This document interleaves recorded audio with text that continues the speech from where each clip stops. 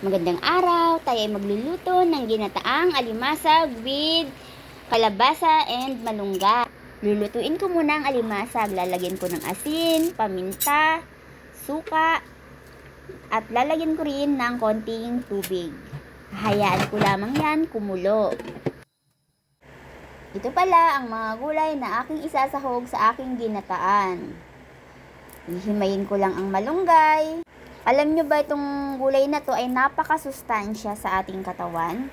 Ito ay libre lamang na nakukuha ko sa aking paligid. Ito sa amin, maraming tanim ng ganyan. Pag nag-prepare ako ng mga gulay, ito naman ang aking alimasag ay kumukulo na. So ito na pala ang aking mga gulay na ilalagay sa aking ginataan. Simple lang na makikita lagi sa ating mga kusina. So, ayan, luto na ang ating alimasag. So, ilalagay ko na ang gata.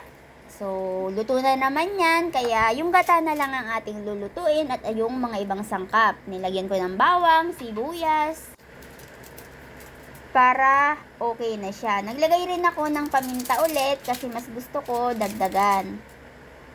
So, ayan, hintayin lang na kumulo. Lagyan ng konting asin para mag-balance ang lasa at saka magic sarap. Ayan, hintayin lamang na kumulo at haluin ng bahagya. Nang okay na, inilagay ko na ang sitaw. Masarap ang gulay na to, lalo na sa ginataan. So ayan, hayaan lamang siya kumulo at isunod na ang kalabasa.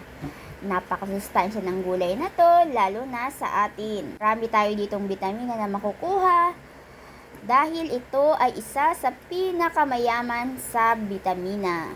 Ayan, inilagay ko na rin ang malunggay. Napakasimple ng ating putahe, pero tsak, magugustuhan ng lahat.